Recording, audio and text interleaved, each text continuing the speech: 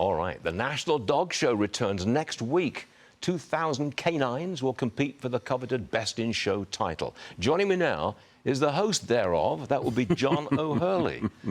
Great to see you again, John. Oh, here I am to round off the edges on our otherwise brittle lives. It's that time of year with the dog show. Why don't you introduce us to... Her name is Barbie? This is Barbie, and I mean Barbie, you know, the Barbie, the brand, yes. Barbie actually is this is a English toy spaniel, which will look very much like and act very much like the Cavalier King Charles that we all know and love. And this is...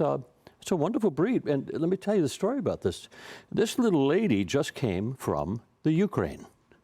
Really? Arrived here this spring in April, and by May it was the #1 dog in the country of its breed. Yes, this was the grand champion. So we hit the ground running when we came over. You've been doing this, I think, I've got my notes here, 24 years. 24 years. Most memorable moment. You got one? Yes. Several. During the great, during the Best in Show, which is the top 7 dogs, whittling down for whoever. The Great Dane, the largest dog in the show, comes in and does its walk around the pavilion there, and stops right in front of the booth there, and squats down and does, and leaves what I would refer to as the biggest editorial comment I've ever seen on my performance. And they had to bring out the hazmat team to kind of neutralize the area there.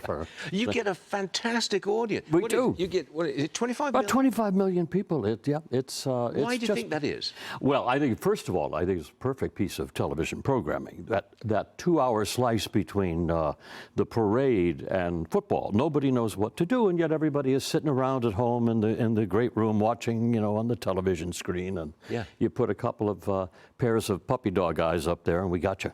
There's been an explosion in pet ownership, especially dogs, actually, since the pandemic. Yep.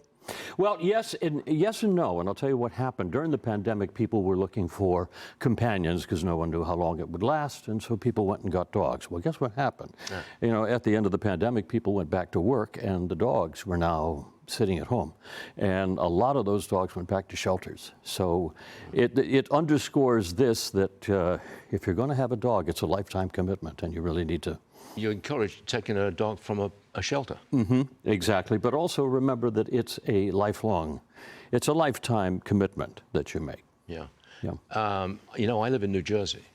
The town, I'm not going to say where I live, but the town that I live in, New Jersey, it really is the canine capital of the world. Everybody's everybody, and despite most of them being apartments, you know what I mean? It's very fascinating that certain breeds do well in apartments, certain breeds do not.